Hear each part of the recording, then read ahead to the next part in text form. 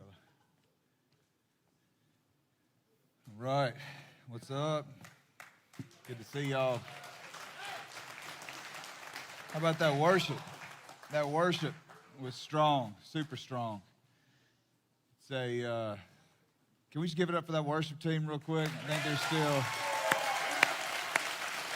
Appreciate y'all.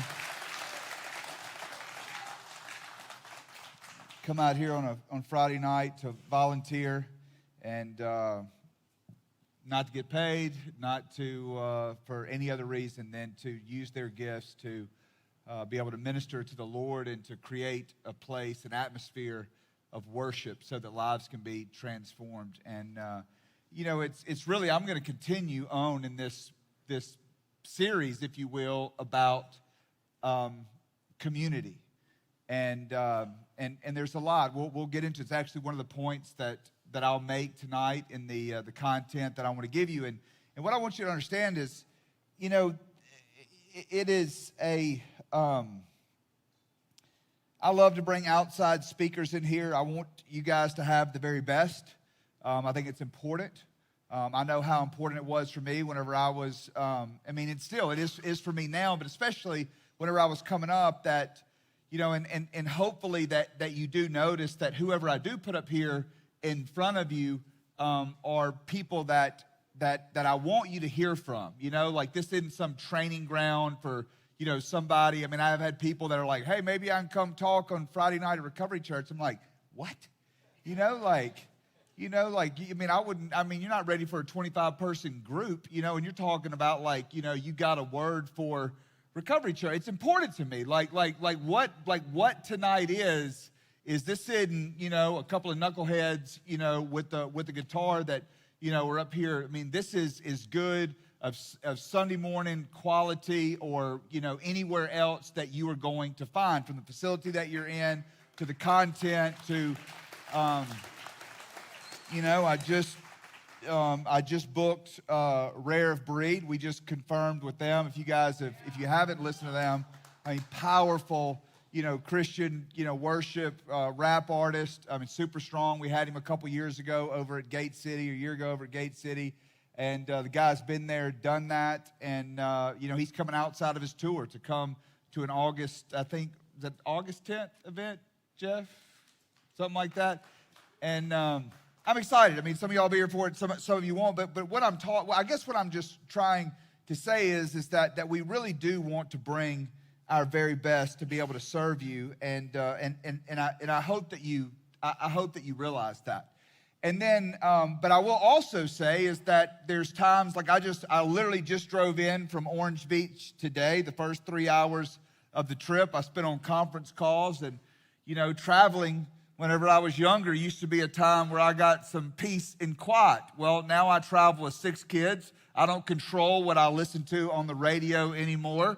And I'm, normally refereeing fights that are going on in the back seat and hoping that there's not a homicide, in our SUV. And so it would have been really easy to pick up the phone and give the microphone to somebody else tonight. But I realized this moment that we're in is a program. I understand that I don't know if I would necessarily call it a crisis, but it's important right now that as we revamp community and as we recalibrate as a program, that I wanted to be the one to be able to do that, to be able to lead and to be able to serve you guys as we talk about these elements, because I know what it's like, number one, to be in the seats that you're in, and then also too to not be so so prideful or narcissistic to think that somebody else couldn't do a good job. But I understand it, and it's important to me that I came back and that I made it back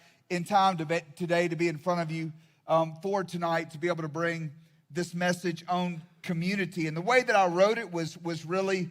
I kind of wrote it as a letter to myself to frame it up of what I wish that I would have been taught when I was sitting in your seats. That's just kind of how I prepare. A lot of times, up and coming speakers, they're like, man, I want to learn how to speak like you, and I want to know how to, how to prepare a message or whatever it might be. And so there's many different ways that I do that. But tonight specifically, I tried to get in touch with what in the frame of mind that I was in whenever I was in treatment, and what I wish that somebody would have told me to prepare me for community so that I would have navigated that appropriately. Now, it's up to you whether you want to listen or not, right? At the end of the day, like, I am going to give you information tonight that I know that if you will apply it, that it will work. Now, we're not going to get it perfect, okay? I still don't get it perfect, okay? I spend a lot of time looking at this. I look at it in my own life. I look at my community. And I am telling you, what we're going to talk about tonight, it is the difference in life and death for some of you. Some of you, it is the difference in you living a mediocre life and then you living a faith-filled life that's going to take you into this. Ephesians 3:20 is where Paul describes it as this exceedingly and abundantly above all that you can hope or imagine life. You know, that is the life that I want. I want this Ephesians 3:20 life, but it says according to the power that is at work within you. And so what we've got to do is an analysis to figure out if that power is actually at work within us or not, right? And I can talk about it, and I can sit back here, you know, and we used to do, and whenever I was in treatment, it was a lot rougher than it is now, okay? I mean, they would literally engineer scenarios to get you on level 500 math. Because they can tell, you know, and honestly, while I don't want you to have a bad experience, I don't want to see you explode. I don't want to, you know, for you to find yourself in a place here where you're thinking like, dude, I don't like this, man. I feel like I'm beat up. Man, but there's something about, you know, a staff member that is unreasonable with you at times. That it was a good thing for me. You know, whenever they would check me on motives, whenever they would put me in the group hot seat. And you ever been to a treatment center where you got put in the stinking hot seat and 12 of your peers would sit there and light you up and tell you why you were full of it? I'm telling you, dude, that's like there's something to that. You know, it's typically something that is frowned upon, you know, probably doesn't get you the best reviews, but there's something about when everybody kind of takes off this like, hey, this weird, you know, truce we've got here. Like, I see you over there operating in a, you know, and you're not really working a good program, but as long as you don't say anything about me, I ain't going to say nothing about you. You know what I'm saying? And we got this little truce. Like, I mean, I know you're doing that weird stuff over here, and I'm doing this little weird stuff over here, but, you know, we're just going to kind of go through and praise the Lord, hallelujah, you know what I'm saying, and get all that rhetoric down right, and let's just cross the finish line and stay underneath the radar. And that's, you know, and I'll tell you that it doesn't necessarily, you know, mean that you're going to relapse, but what it does, it allows you to carry these bad traits that oftentimes, the far majority of the time, it's going to culminate into relapse. Because you're compromising in here, and you need people, not in this like mean-spirited, you know, like you get up every morning and you're like, dude, I can't wait to see somebody doing some junk to call them out on. Because it can flip to the other side, right? Where, you know, you get the call-out guy. You ever seen that guy? You know what I'm saying? The one that just, and when you create cultures like that aren't authentic, you know, then it becomes like, oh, you know, here comes the house manager. So now I'm getting ready to point out, you know, 3 things that's going on with everybody to make myself look good. I really don't care, but I'm going to play these politics to say, you know, something because I know so-and-so is going to hear me saying it, right? And so what you do want is not that, you know, and then you don't want the other side where you just wake up and you're just this mean-spirited, you know, you're just looking to call everybody out. But it's just very like, hey, we realize why we're here.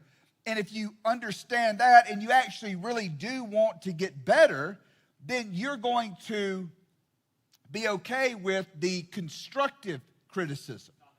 So there's negative criticism that is going to hurt somebody, that is going to be detrimental to where you're going. You know, when I get rough up here, you know, I'll make fun of, you know, I'll say things like, hey, this isn't a culmination of all of your awesomeness, you know? Like, you didn't get here because you were winning in life. I'm not trying to insult you, but I am trying to get you to take a look at where you are.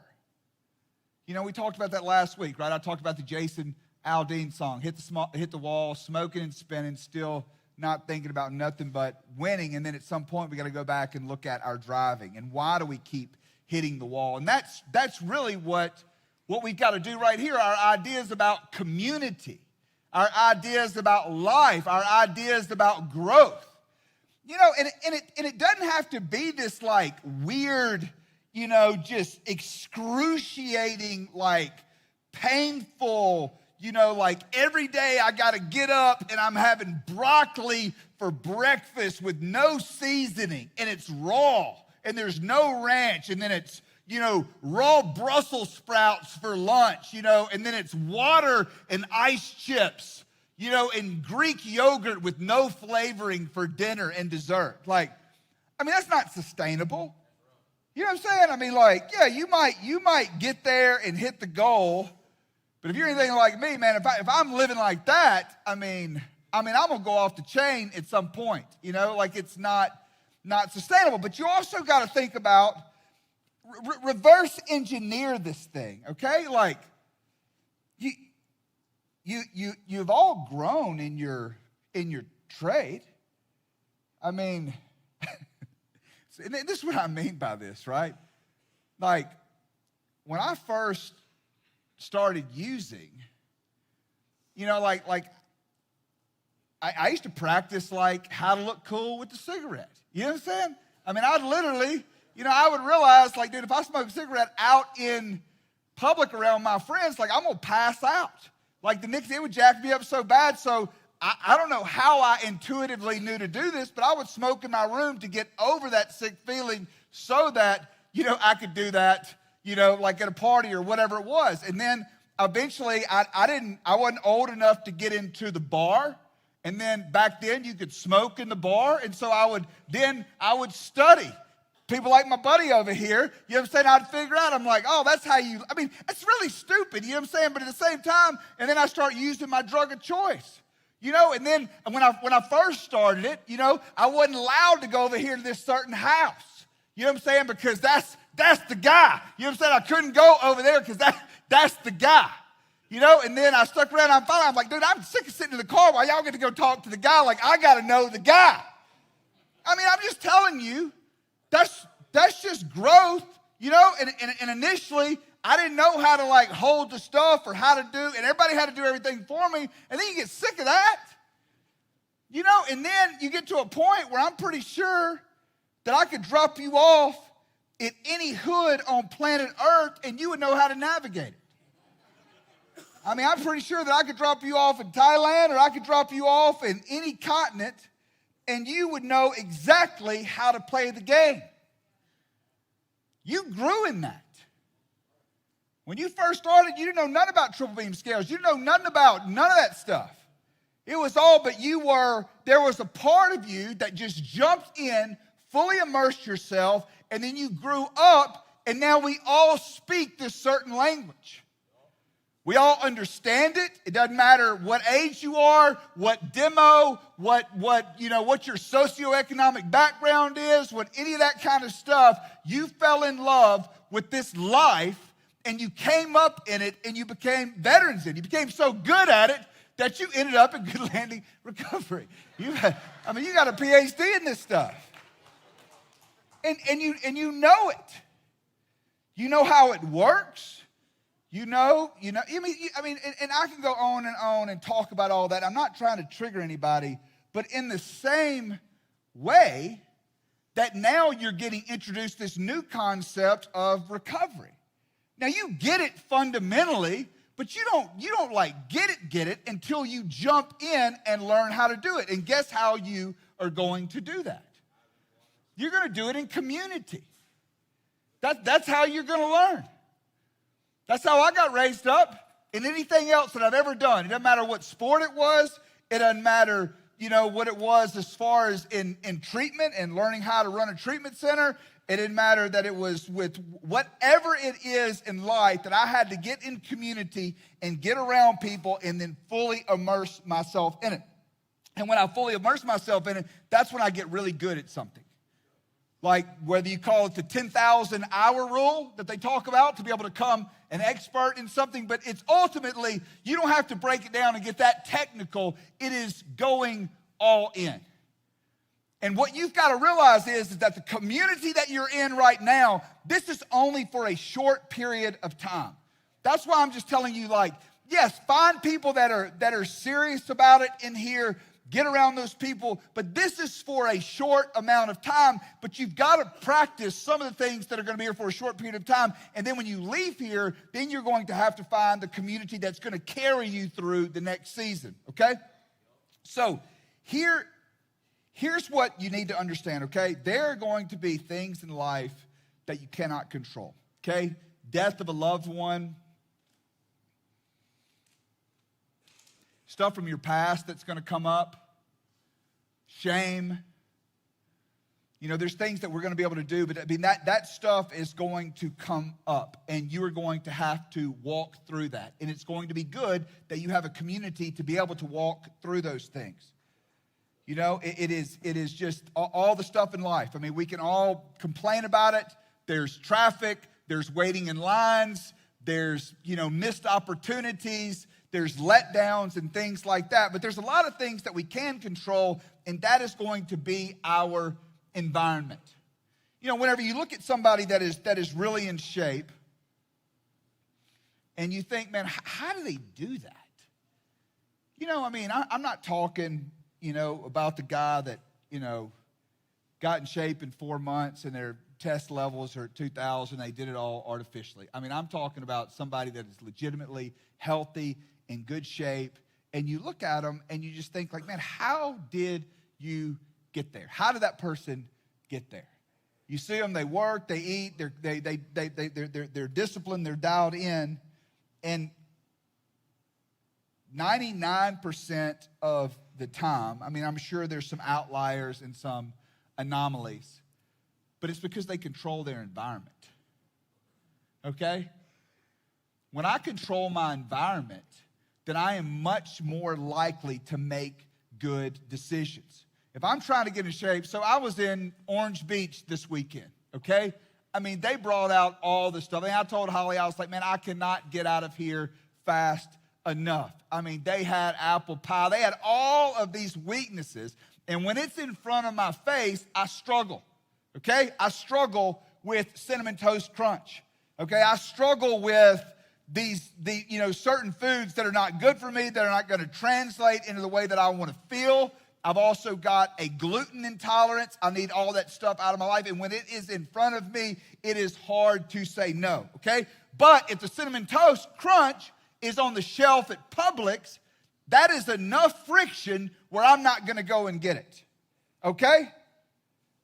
That is enough friction. If I keep my drug of choice in my drawer and decide that I'm going to leave it there and it's going to, no, that is not going to make me tougher. That is going to make me relapse, okay? That is what's going to happen. And so what I've got to look at and say, hey, I have got to be able to control my environment as best as I can. Here are some things that are going to harm you, okay? You have to be aware that you have bends and that you have desires like me that are unhealthy. We are not like everybody else. Everybody has their sin. Everybody has besetting sins. Unfortunately, or fortunately, however you want to look at it, the stuff that we deal with lands us on the front page, okay? And there's nothing like that I can, and I really don't apologize for it because honestly, I don't even know if I would have got saved without it. There's something that is beautiful in this process of when your back is against the wall. You either beat this thing or you die. You either beat this thing or you go to prison. You either beat this thing or you have a life of broken pieces that is always in shambles, that is extremely painful. Other people don't deal with that. Other people, if they have a breakup, they can go drink a bottle of wine, and they're going to have a headache the next day, and then they're going to get it together, and they're going to go to work. You know, and they may go after a broken relationship, and they may cope with some of the wrong things, but it doesn't grip them and then take them to the bottom of hell like it does with us, okay? That's what we are all facing in here, so therefore we have to take this thing even more serious to make sure that we don't end up like that.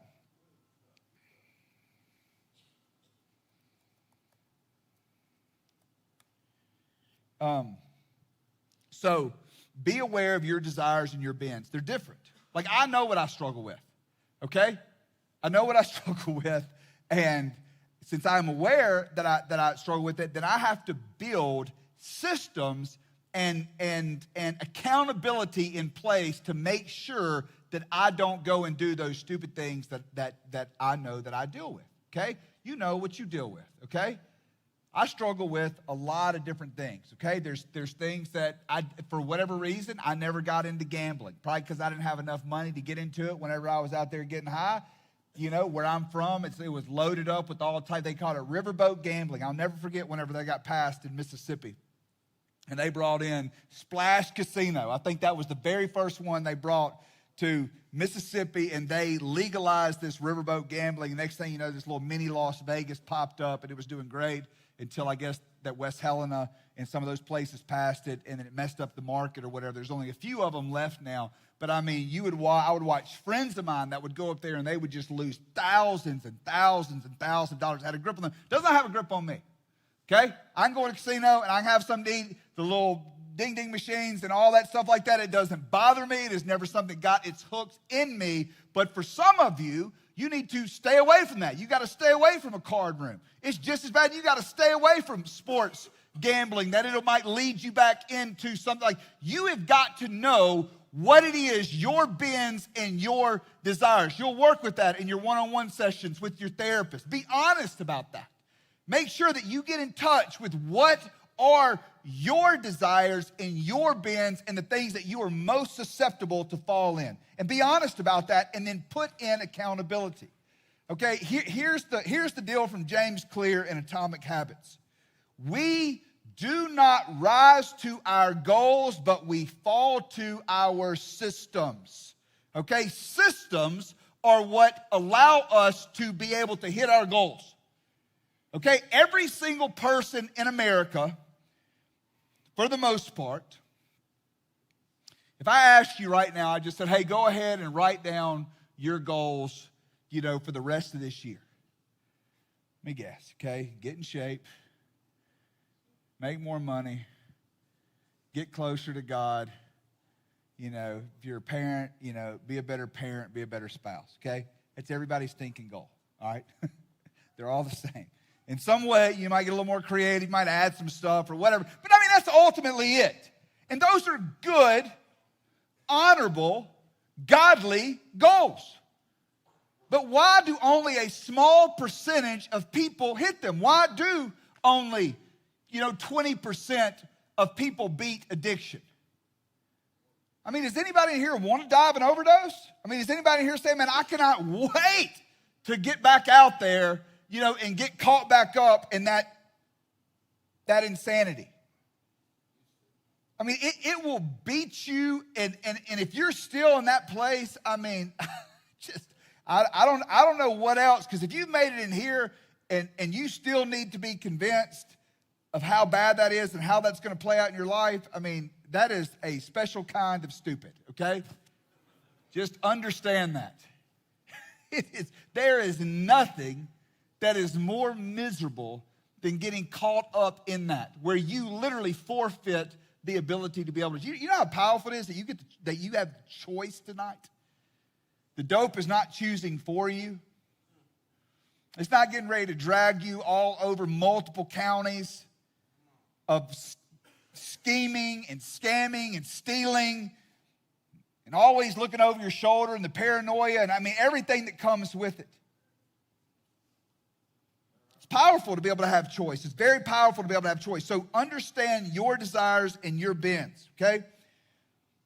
The next thing is whenever you jump into new community, Right now, it's all the same playing field. Nobody knows a whole lot about anything right now. Philosophically, you may know it. You may have had some clean time at some time. But at some point, we're all kind of in the same spot. Whenever you leave here, you're going to have to make a choice of where you're going to go. Whether you're going to go to church, whether you're going to go to Celebrate Recovery, whether you're going to go to AA, whether you're going to go to NA, whatever it might be, and you are going to find yourself not being able to relate in some way. I mean, you can relate in the fact, but you're going to show up there. You're not going to be the man. You know what I'm saying? You're not going to be the woman. You're not going to be that guy, the guy, him, as my kids would say. You ain't him at the NA meeting yet. Okay? It's going to be weird. I mean, I remember showing up to Bible studies when I first decided to get saved, and people are flipping through their Bibles and I'm like, dude, what in the world? Like, how did you just cross-reference? And I mean, I felt like a complete idiot. I mean, I'm looking through there, not knowing where stuff is.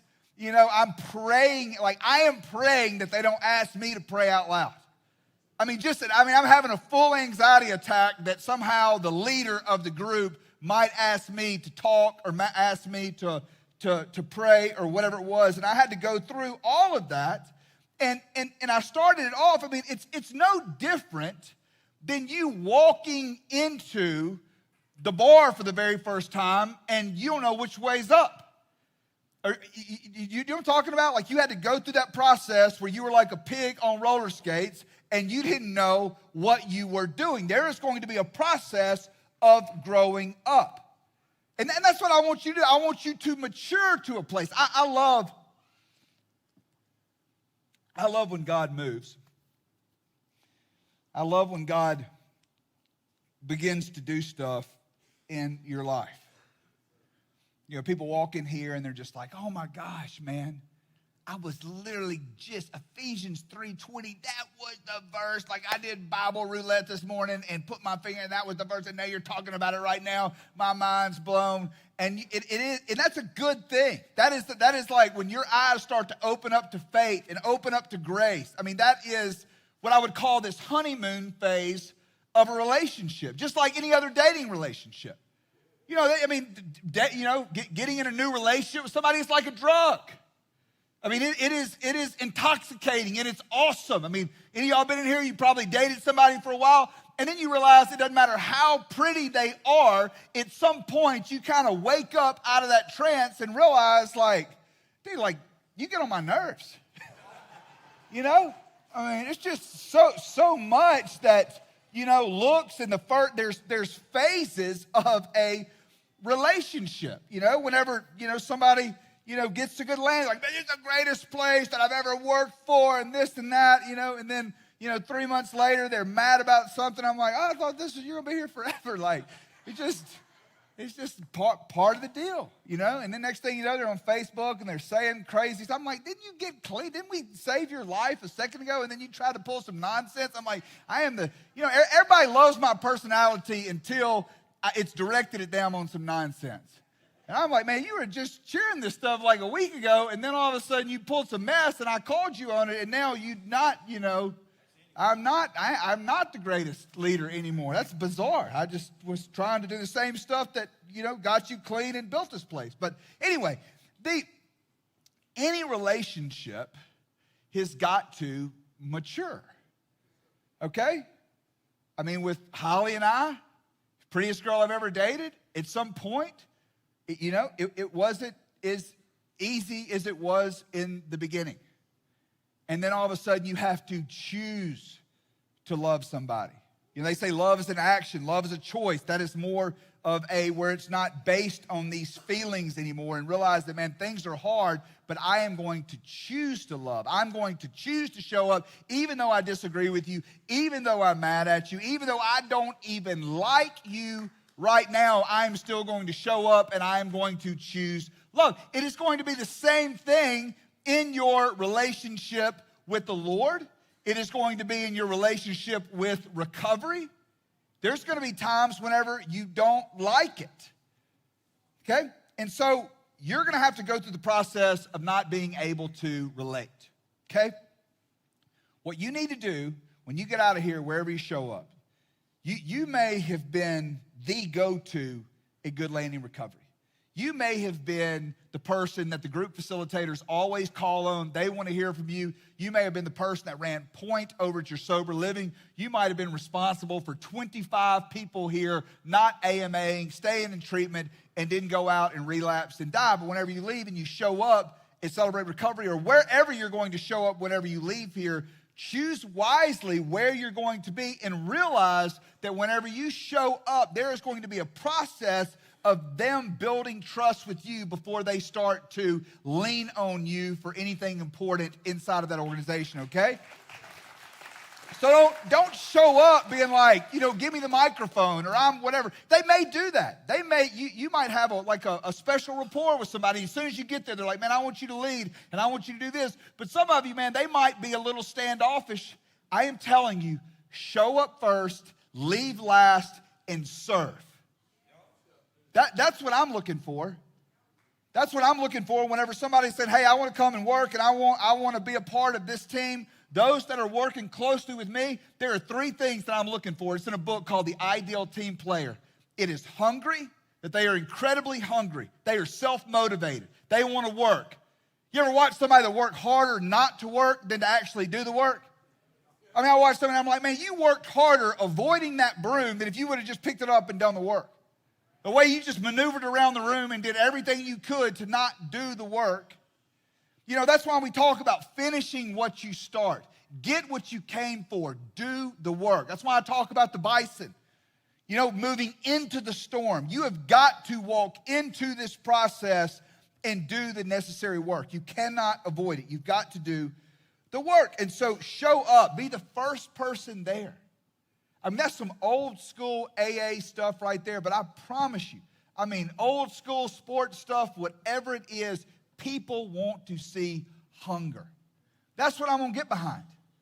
I'll have somebody, man, I want to talk to you about this thing, or I want you to mentor me, or I want to know about business, or whatever it might be, and then I'll sit down and they'll do all the talking. And I'm sitting here thinking like, man, look, I don't even know why. You obviously got it all figured out already. I don't even know why you took the time to, call me up and teach me. Just realize, like, people want to get behind hunger, and they also want to get behind humility. They're going to love the fire, they're going to love the excitement, they're going to love all that kind of stuff, but people want to see that you're humble, that you're hungry. And that also, another one that he talks about, he says smart, but not in the intellectual sense of the word. He's talking about, can you walk into a social situation and not blow it up? Can you walk in and integrate with the team? Do you have street smart? Do you have social smart? Are you socially aware? Can you walk into a room and sit down with a team of people and not be so insecure? It's got to all be about you, or you got to take over the thing. People don't like that. Learn how to ask questions. Realize that if, you're from the, middle of nowhere, Georgia, that there's life outside of that. And there's thought processes and diversity that is outside of that, and that learning how to interact with that so that you can get the best out of a team. Those are going to be important. Those are characteristics that I'm looking for. Those are characteristics that you can start to display while you're here for some of you that want to come into leadership. I don't want to see pride. I don't want to see somebody that is trying to win people. I'll have people that will come through here at times, man, and, they'll want to start a Bible study. They want to start something. I'll watch them, and I'll just say, like, man, are you here to try to, build a good landing? Do you realize that, like, what it took to be able to create this organization, and are you here to help, build that and build the community, or is it somebody here that's trying to win people to themselves? Seriously, man. It's like I want to see leaders emerge, but I'm going to watch and I'm going to say, like, hey, are you doing this for the sake of, getting people to the Lord and strengthening the program, or are you trying to run your own little side program and now you're trying to win people to yourself and make it all about yourself? And you see that stuff. You can see it from a mile away. Sometimes I might let it go on for a little bit. And eventually, that stuff will typically self-destruct and it never becomes like a big problem, but it's something you want to check in yourself. That's what people want. I mean, people are looking for unity and things that are going to be unifying. Whenever you see, and honestly, it comes down to offense, okay?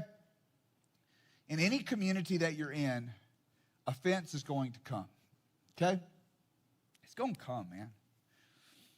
And the Bible teaches us how to walk through offense. That we should go one-on-one, and then if that doesn't work, we take somebody with us in the hopes of restoration, not in the hopes of winning the argument, not in the hopes of trying to make somebody feel stupid, not in the hopes of trying to bring division, but in the hopes of restoration, in the hopes of unity. You're going to have plenty of opportunity here, okay? You're living in close quarters. People are going to offend you. They're going to say stuff. And then I'm just going to tell you there's other parts.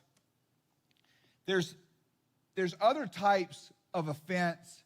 And as it continues to happen where you realize, like, hey, I don't trust that individual anymore. Like, I know they're a bad actor. I've had so many interactions with them, and not like in this weird, like, discernment of, I'm just looking for some kind of reason to write people off, and I'm just, coming from a place of offense. But whenever you can tell whenever somebody is interacting with you in a healthy way, or they're trying to put you down, or they're trying to manipulate you, or they're trying to work you, or whatever it might be. And then you just realize, like, hey, it's better that I put distance in there.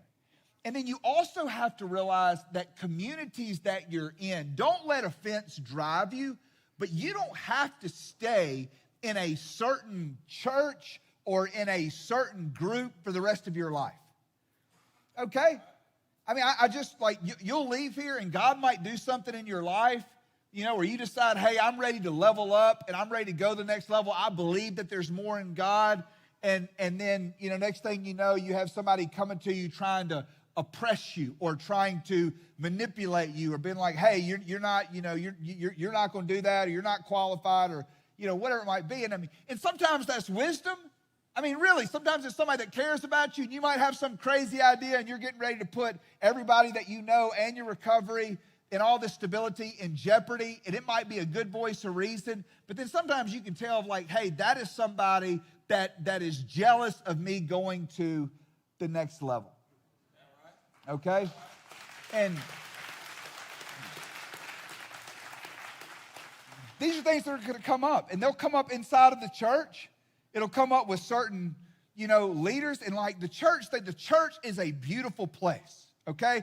I love it. I love Free Chapel. I love everything about Free Chapel. A lot of y'all are going to leave here and you're going to go to different churches and they're going to have different culture. And some of you are going to have to make decisions of saying, like, hey, this particular culture is not good for me. It's not good for my recovery. And I've got to make some type of decision to be able to, or you're going to have to make some kind of choice to move on. But it becomes super important that you look at that and that you have to make a decision. And this is what anybody that's getting ready to leave Good Landing, if they end up in front of me, it was something that was said to me at the last company that I used to work at when I put in my notice. And the CEO at the time looked at me and he's like, are you running from something or are you running to something? And that's going to be a super important question that you're going to have to answer in your life as you pick community. And as if you decide, hey, I feel like, look, I'm not mad. People, this is what normally happens, right? Somebody will take a job here, and then they'll decide that they want to go do something else. And I'm like, hey, look, it is okay if you don't want to work at Good Landing anymore. This isn't a cult.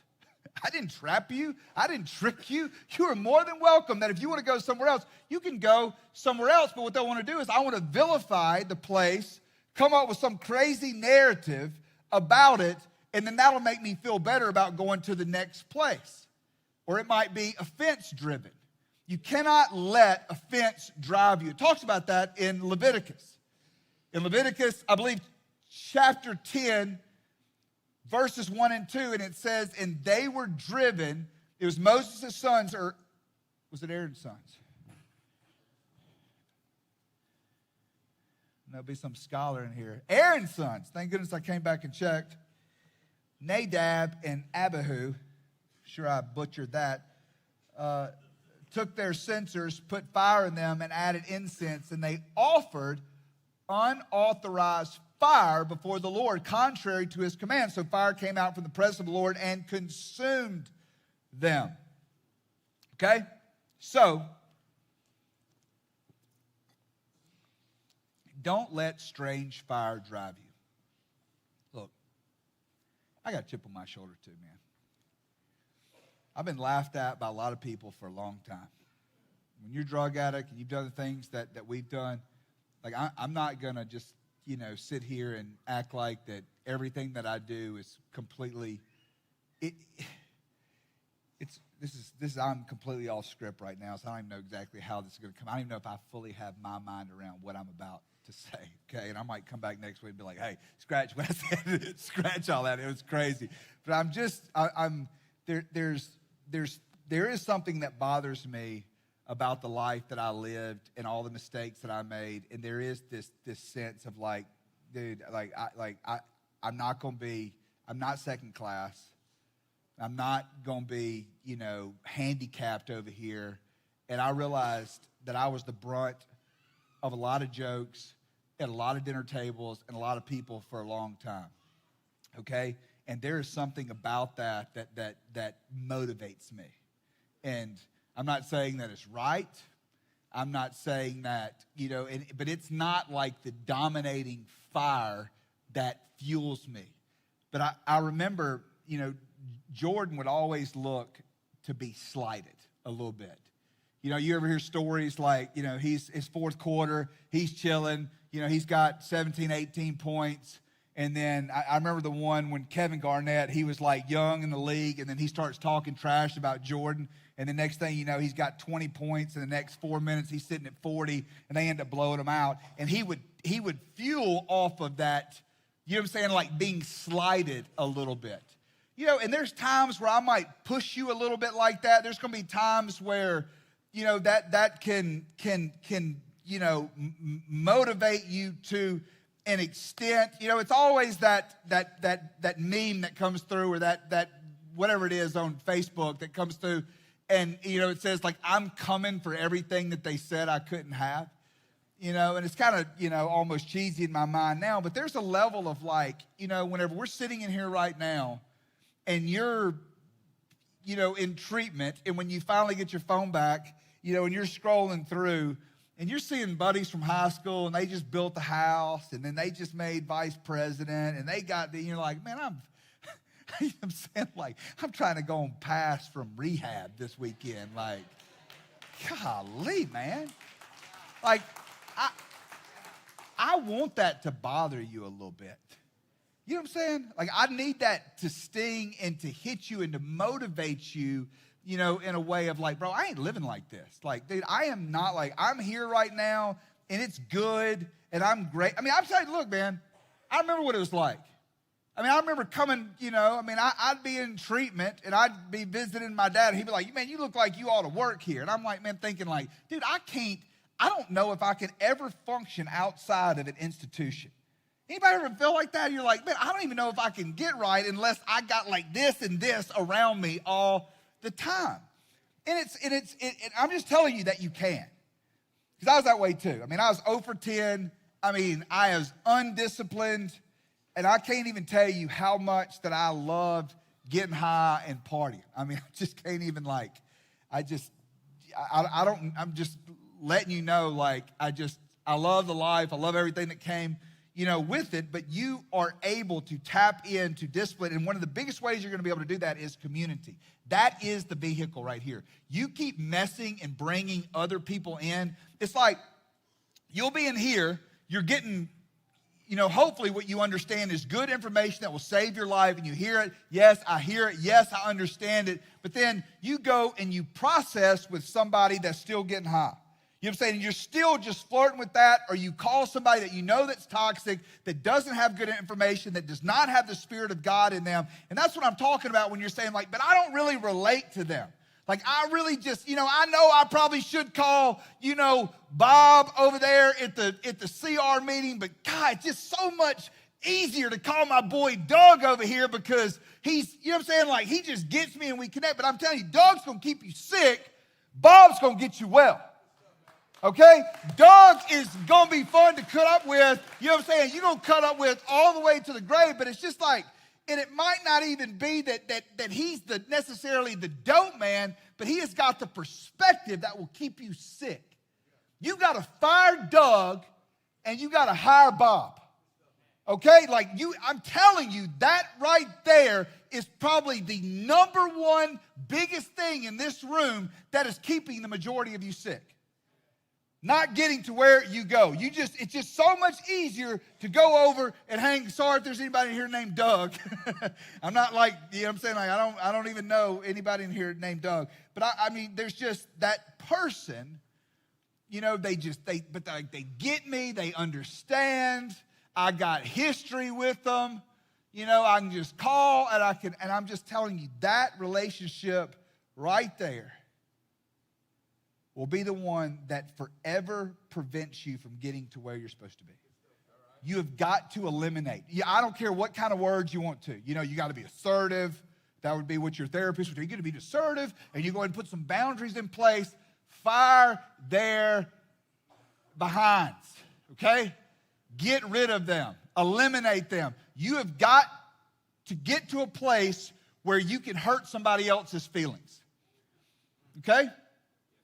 It doesn't mean that you have a license to go around and be a jerk or whatever, but you have got to get enough backbone and enough resolve that if somebody is encroaching or negatively impacting your recovery and your spiritual journey, that you have got to be able to remove them from your life, to put distance in there, okay?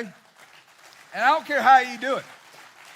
I don't care if you burn the bridge all the way to the ground, and you tell them and you block them. Whatever it takes. I mean, some people are so persistent, they're awful, and you gotta do it that way. Okay? All right, where we at on time? Y'all good? All right, I'm gonna move through this stuff quick. I mean, it's not, I don't know if it's gonna culminate in some spiritual altar call or I'm just gonna awkwardly stop. I don't know, but I did as I was coming back today. It's always so good when you just land perfectly and everybody's just like, and then sometimes I'm like, all right, and that's it. Don't smoke crack. Amen. Oh, man. All right. All right, pride, So this is, I've talked a lot about the stuff that you're not supposed to do, kind of the don'ts, okay? And so the Bible talks about off with the old. It's the reason, I love Ronald Reagan. I love Nancy Reagan. Nancy Reagan came up with a campaign in the 80s called Just Say No, okay? And that really should be it. I mean, really, honestly, rehab should be like, hey, remember what Nancy Reagan said back in 1986, just say no. When you leave here, just say no. And, we laugh about it because it's so absurd, and we're obviously all here, and Nancy Reagan's campaign didn't work the way that it should. But there is something empowering about the fact that you can say no, but it's not enough to say no. That's why DARE didn't work. Anybody here have DARE? Anybody remember what that stands for, that acronym? Drug Abuse Resistance Education, DARE. They had me so scared of cocaine and all kinds of stuff when I was sick. And then, I remember the first time doing, I'm like, this stuff I didn't wake up the next day in a trash can, like panhandling for food. I'm like, man, what's the big deal?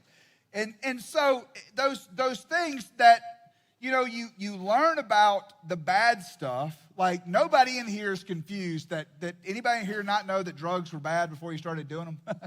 Did anybody know that you're not supposed to drink Old Charter and Jack Daniels at 9 o'clock in the morning? Was anybody confused that was, you weren't supposed to do that? Okay, so we obviously all knew that it was wrong, and we understand that we should stop. And you've promised people 1,000,000 times, I'm going to stop. I'm going to be different, Mom. This is it. I'm not going to do this again. I'm serious. And you've even thrown it out at times. Sometimes you freaked out, flushed down a large amount of dope, threw it out the window, you done. To find yourself less than 24 hours later back in that same spot trying to figure where you threw it out. I want it back. Why did I do that?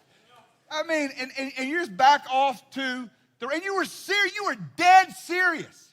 You weren't lying in that moment. You had all the resolve. You were so serious. You're serious as a heart attack. And usually you couldn't even sustain that for an entire day. I mean, you would be cursing that stuff. I mean, this stuff is destroying my life.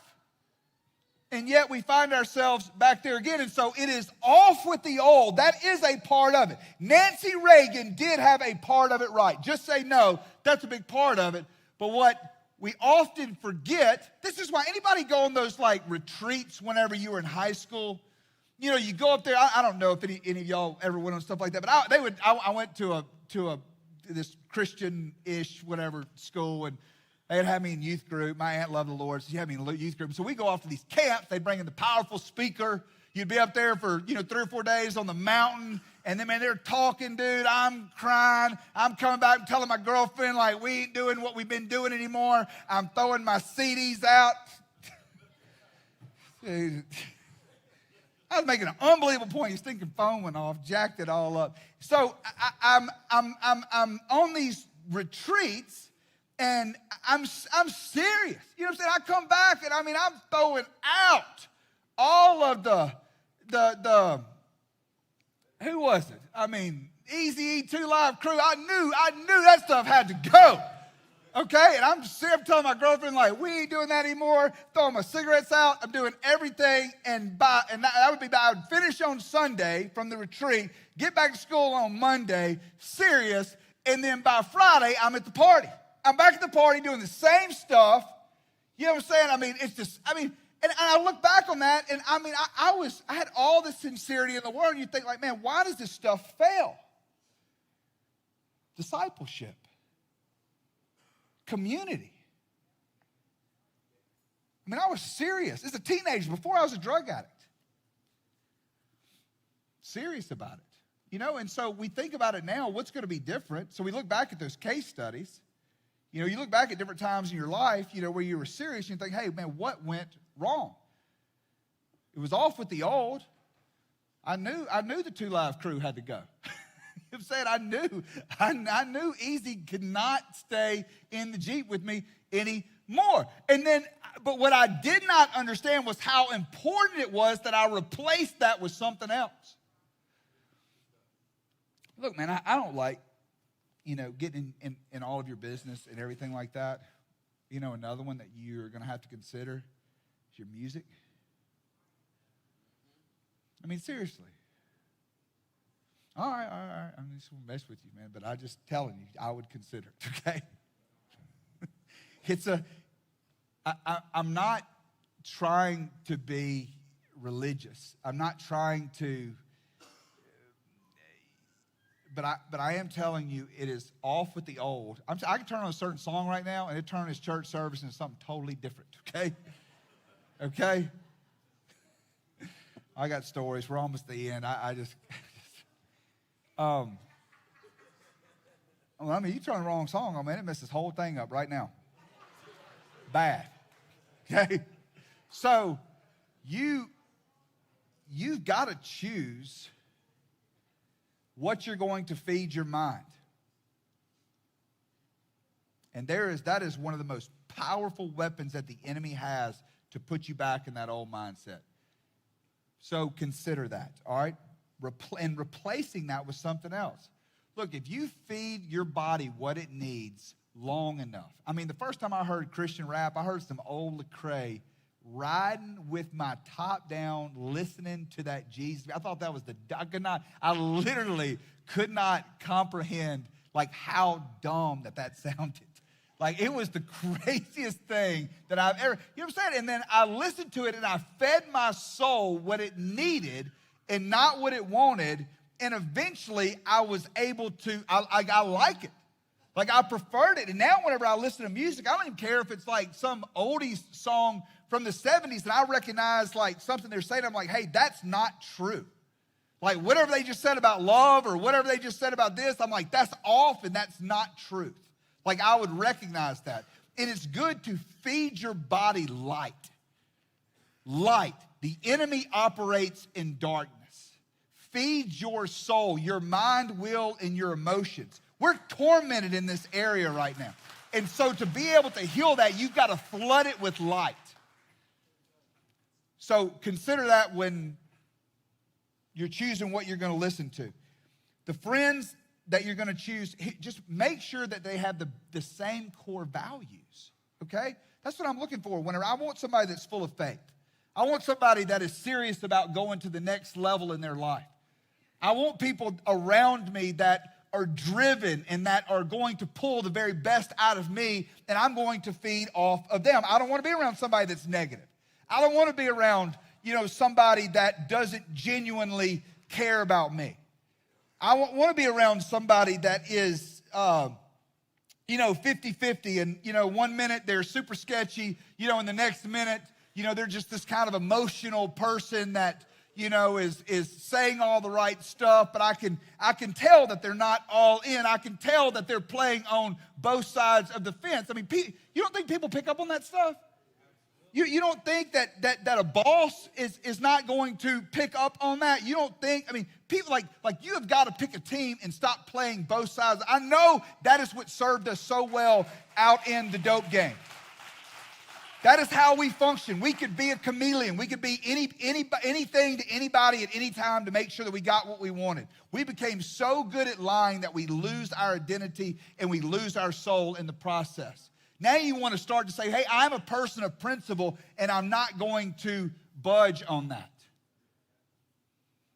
That's somebody of substance. That's somebody that you want to be like. Nobody, if I just said, hey, who is somebody in the world that you want to go and spend the day with to be able to learn from? Who is somebody that you hold in high esteem, the most important person in your life? If I went around the room right now and took names, nobody's going to be like, oh, it's Freddie, that scumbag. It's just amazing how he can come over here and put on a show and trick everybody, but behind their back, man, he is an absolute, whatever.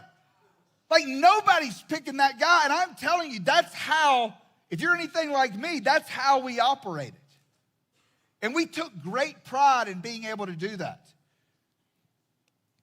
Pick people that have the same core values, that they are about, that they are sober and they are recovery minded. Okay?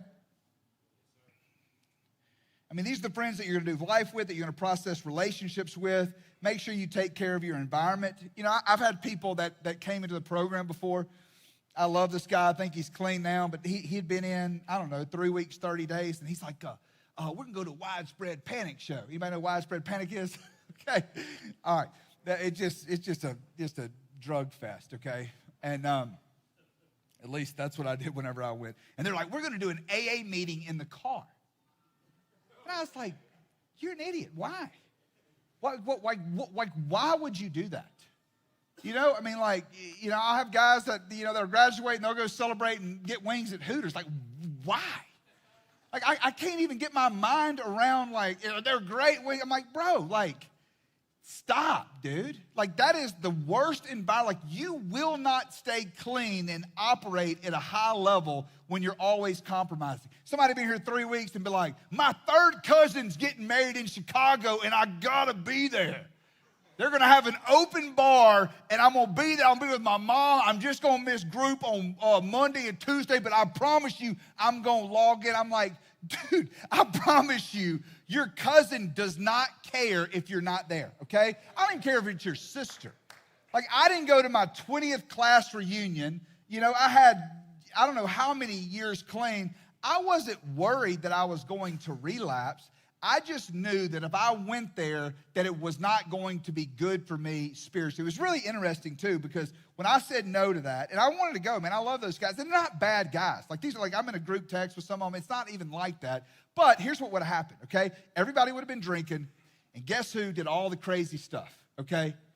Me, all right? And guess what stories they're going to love to tell? They're going to love to tell my stories, all right? And those stories are nuts, and they're hilarious, okay? And I would have put myself back in that frame of mind, unless I would have grabbed the microphone and been like, all right, that's it. I'm about to turn this thing into a gospel revival evangelistic service. You know what I'm saying? Like if I would have done that, you know what I'm saying? And if the Lord would have called me to do that, I would have shown up, and I'm sure I would have done that, okay? But outside of that, it would have been the normal tempo. They would have told the stories, and I would have left there just being like, oh, God, man.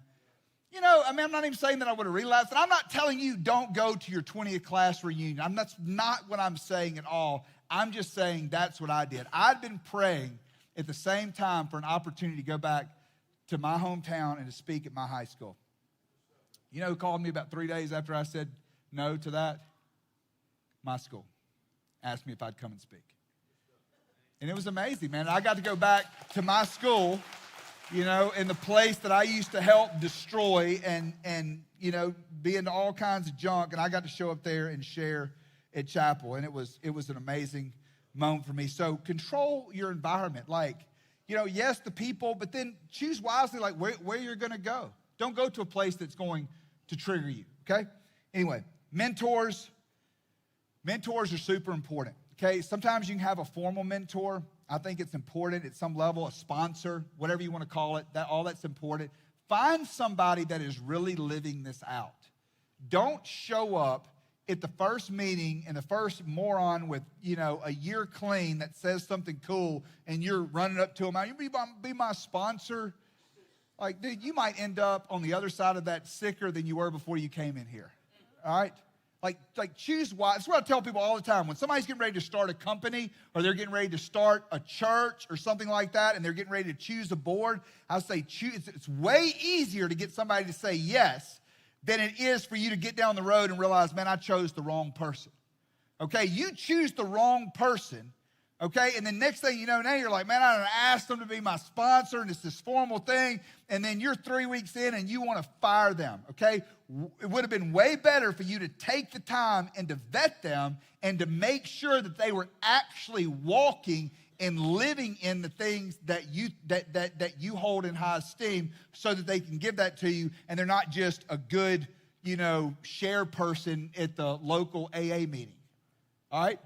That's important. Choose wisely who is going to be your mentor. Now, a lot of it, man, with the access that we have to podcasts, to YouTube, the sermons, the leadership, it's a lot of this. I don't have the bandwidth to sit down with 400 people. When I first started Good Landing, probably until we were, 30 or 40, 50 people, I was the one that answered the admissions calls. I knew everybody's story. I knew their drug of choice. I knew every single thing about them. And so then as you get bigger, you don't have that ability to be able to do that. And so I show up on Friday nights at Recovery Church, and I give you the same information that I would give you if we sat down for coffee right now. It's going to come to you in a little different form. But guess what? You have access to all kinds of speakers. You want to go hear Matt Chandler. You want to go hear Pastor Jensen Franklin. You can get more content, from speakers that you like. You want to find women in recovery that love God? You might not know that person, but you can pull that information down and you can get mentored there. I listen to Craig Groeschel. That's one of my favorite leadership podcasts. He's the largest, I think it's the largest church in America. Guy puts out his leadership podcast. The sermons are great, but his leadership podcast, I love it. John Maxwell, he's probably the thought leader in leadership. You can hear his stuff. But listen to that so that you'll grow and that'll challenge you. And even though you might not ever have the chance to go ride 18 holes with John Maxwell, you can go and start pulling something. So read books. Get that information that you need. Challenge yourself to go and learn. There's so many different ways that you can pull from mentors, okay? Here's another thing about mentors, all right? Mentors can fail. Trust me, I'm one of them. Don't get so caught up where you hold people on a pedestal that you just think like, oh man, my pastor just went out and did something stupid, so I'm going to walk away from the Lord or whatever. Look, dude, don't let this platform fool you. I love this platform because it's a good place to be able to serve people, but it makes people seem way cooler and way holier than they really are. All right? People will fail. Pastors will do stupid stuff. So don't. There is a responsibility that leaders have, but you've got to get to a place where if your leader falls or anybody else falls, that you're not going to be shaken by that, okay? Look, house managers can relapse, okay? CEOs can relapse. People that own treatment centers can relapse. People that start churches can be caught up in some of the biggest fraud that you've ever seen. And I'm not saying that the far majority don't do that. You know, they talk about it all the time. You're seeing all this stuff. You saw the helicopter that just fell, you know, into the Hudson River and killed the CEO and his family and his children. You know, we just saw the plane crash, you know, in Ronald Reagan Airport in D.C. that hit the helicopter there. And you see that. But what you don't talk, you know, what we don't talk about are the million people that are airborne at any given time, night or day. There's a million people in all those planes that are landing perfectly and taking off with no issue. Nobody's reporting on all of that. So the same thing with pastors and leaders. You're going to see some of them fail. You're going to see some of them do stupid things. But the far majority are solid, and you need them in your life. But at the same time, if you happen to be under one that does something stupid, you know, you don't throw your spirituality out the window. And understand, leaders are going to make bad decisions that negatively impact your life, but it does not mean that they're bad people, okay? We all make mistakes, okay? And we judge other people by their actions, and we want people to judge us by our intentions, okay? But the reality is that people will fail at times, and sometimes they really are a bad actor and you need to run. Other times, it is somebody that really does love the Lord, that really does care about you, but for whatever reason, did you see when Luka got thrown out the other night? And he was talking, tell what I watch. Luka plays for the Lakers now. So Luka, NBA basketball player, and some fan has said something to him. Luka hits a shot, and he's talking trash to the fan, and the ref turns around and throws Luka out of the game, okay? NBA, believe it or not, issued an apology, and they made the wrong decision, you know, concerning Luka. It doesn't mean that referee needs to be fired. It doesn't mean that referee, you know, is fraudulent or whatever it is. It means that he misunderstood something, made a decision that negatively impacted Luka in that, but it does not mean, you know, that Luka's out of the game or that do you see what I'm saying? So you just have to realize that offense is going to come. People are going to make mentors, people that you hold in high esteem, are sometimes going to miss it. I have missed it many times. I have seen people that I wish, you know, that I should have hired, and somehow I missed it, and then I see them doing great things, and I'm like, man, I missed it with that person right there. You know, and I mean, and that's okay. And guess what? Because I missed it, they were able to go somewhere else, and they flourished there. Maybe they weren't supposed to be here. So just realize that in that you know, God sees all of that, and he can use all of that. All right, we're about to wrap it up. I know y'all are done. I've been in Orange Beach with 6 kids, and it's been crazy. This is the most peace I've had all week sitting here with you. All right. Okay, so we hit mentors. Okay, next thing, when y'all get out of here, I know that the far majority of y'all are not going to wait a year like they talk about. It's going to be who you're going to choose a mate. All right? You're going to choose your mate. Master mission mate. That's how it's always been taught. We got some old school youth group, Christian youth group. You choose, you know, God first, okay, your mission, and then your mate. All right? Don't compromise that. I don't, you know, look, man, ain't nobody invite me to teach a marriage seminar. Holly, you in here? Did Holly show up? She was getting her nails done. She was going to come meet me over here. Cut the cameras. I'm just kidding. Okay, here, I'm just kidding. She is amazing. I have no idea how she puts up with me. If I had to write a book on this, like a family is not, it is so much more than a corporation, all right? But it is very much like you are building, like you are starting a business. Okay, and I just want you to understand, I mean, what would you do? So Jeff is my vice president of operations. I can see him over there. I see Stacy. She's director of the women's program. And I got Landon back here, who's vice president. You know, like, what if, we were just always at odds? You know, what if I was just like, hey, you know, I'm thinking, man, we should, and they're just, that's stupid. We ain't doing it. I'm doing something else. You would be like, Trey, if you don't fire them or get them in order, you are a horrible CEO. You can't build with somebody like that. Or if I can't trust them, I'm like, man, I can't, man. I just gave, you know, Jess got a company credit card, and it's like, man, 50-50 on what, like, he knows that he's, you know, supposed to go get the furniture for the thing, but he might go get a new car. I mean, it's just, you just never know with that dude. You can't build with somebody like that.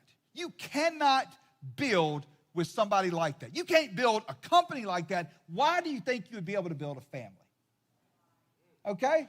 You can't. You cannot. It will be an absolute train wreck. You know, and you have got to make sure that you share the same values, the same faith. There's just no way that I'm going to be able to say that Jesus is Lord of my life and then choose somebody that is not about that life. Because you might, I'm just telling you, the pretty's going to wear off. The handsome is going to wear off. It will 100% wear off. And you can compromise because you're in such need for somebody to validate you, but you will wake up in a nightmare that if you don't hear me and that you don't make adjustments accordingly. Like that right there is another critical piece to that. I know every one of y'all are saying, man, I'm ready to get out of here. I'm ready to get this life back. You know, I'm ready to build a life. You know, I'm ready to remarry. I'm ready to whatever it might be. When you are looking at who you are going to choose, you need to find somebody that you are going to pray with, that is going to walk the walk with you, somebody that you're going to fight in purity with.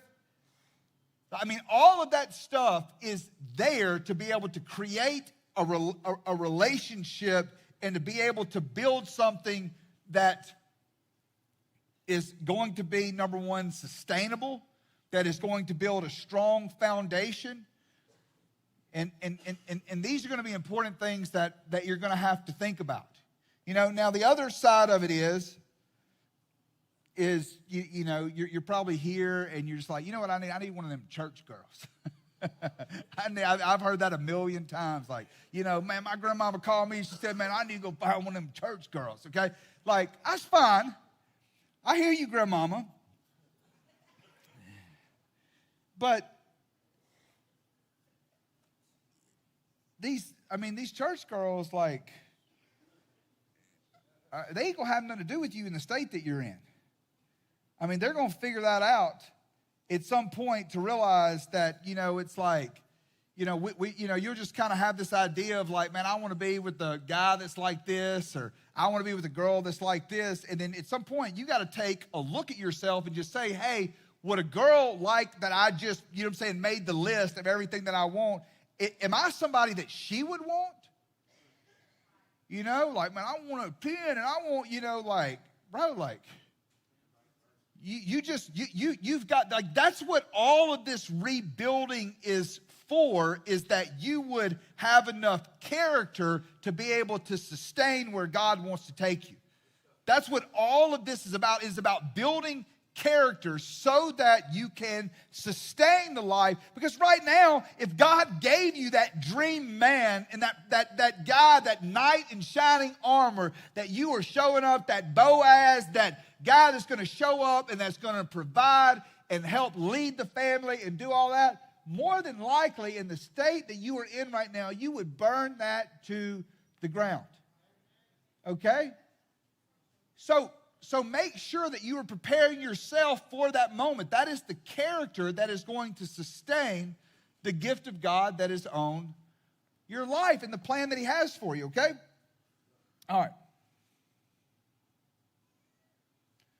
Relationships expire. We've already talked about offense.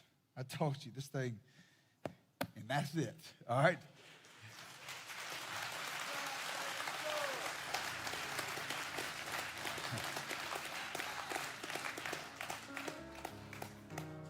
So, as always, man, the altar's open. If you need to pray, if you need to deal with God, this place is open right here, okay? But as important as it is to come and to pray, and I want you guys to come and do that, if you need to. But just as important is that, some of you need to do some more practical things, like delete some numbers out of your phone. To break off those things that I'm talking about tonight. You have no idea, man, the power of just a couple of decisions that will set you up for incredible success in your life. I mean, some of it, man, it is just as simple as, getting rid of a person or two out of your life. That's it. And you may just need some strength to do that. And that's probably what these guys are up here doing right now. They need strength to be able to make those decisions, to be able to remove that. And you've always constantly will be doing inventory of that. You might do it right now, and then in a week or two, you need to start thinking again about who's in my life and who do I need to push out and who do I need to live that. You're constantly taking inventory of that. You want to pray. You want to strengthen yourself in God, and then you want to be a man and woman of action. Like, these small adjustments are the difference of you walking into long-term recovery, walking into a powerful relationship with God versus finding yourself, back in good landing in a few months or finding yourself in a worse situation. As you leave here this weekend, you've been given a gift, man, an incredible gift. You've been given 90 days to reinvent yourself. You understand that? You got access to a therapist. You have access to a nurse practitioner. You have access to leaders that have multiple years in recovery. I don't know where else in life. Look, I get that this was not the dream for your life. To say, man, at 40 years old or at 23 years old, that I would find myself in good landing. But if you will pull on the resources and not reject them and not fight against them, dude, think about that, man. You got, I'm just sitting over here looking at two miracles. Like, I'm looking at Stacy. I'm looking at Jeff. I'm like, you have access to figure out, like, how did you overcome? How did you overcome? I think about Hobbs. I'm like, man, you weren't the brunt of, like, a couple of people were laughing at you. I'm talking the whole stinking world was laughing at you. And you went through one treatment center after 25 years of uninterrupted drug use. You came from a scene and a family that, like, you should not have gotten clean.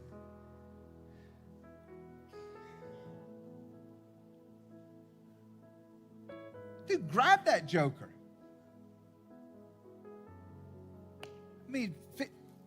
Figure it out. Patrick, Chris.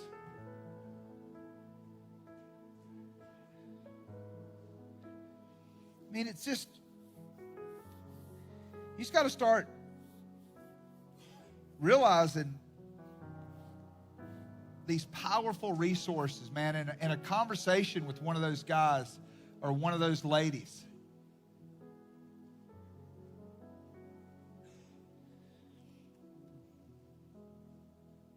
Man, what is it? What's different about you? Grab them.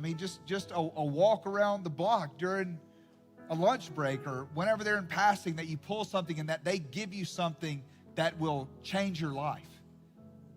Will say it in a way that makes sense or give you some perspective. But that's that hungry part. That's that hungry part.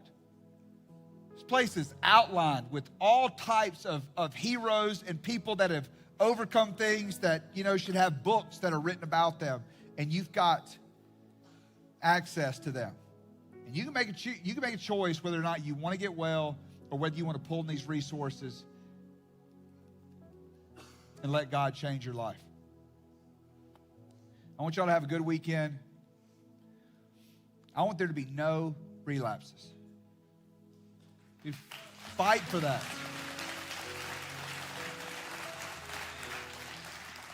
It's possible. It is possible. And I'm going to keep praying for it. We're going to keep going for it. Okay? I'm going to pray, and then Jeff and Stacey will come out and wrap us up. Father, we love you. God, I thank you so much for tonight. God, I thank you, Lord, for the men and women who are in this room. God, I thank you for the moms and the dads, the brothers and the sisters, God, the children, God, the sons and the daughters, Lord. I thank you, Lord, so much, God, for this group of people that you have brought here for this time. And I pray that you would touch them in a powerful way, God, that you would touch their hearts, God, Lord, that they would be lovesick for you, God, that they would be men and women of faith, God, of purpose, God, Lord. They would love the Word of God. They would love to pray, God. Lord, they would be fascinated by you, God. The one who is uncreated, the one who breathed us into existence, that has a plan and a purpose that is so great and so big, and you are so different, yet you care about us, each and every one of us, God. I pray, Lord, that we would be once again, that we would be fascinated by you, by the living God, and that your fire would fall on this place, God, and that we would fall in love with you, God, that you would strike this place with revival. God, that you would give us burning hearts, God, that we would love you, God, that we would be men and women, God, that are sold out for you, God. That we would be excellent in our efforts, God, that we would take this season of life seriously, God, and let you burn away the imperfections. God, we long for you, Jesus. God, we long for a great revival. Do it, God. We ask you, God, do it in Jesus' name, Lord. We love you. Amen.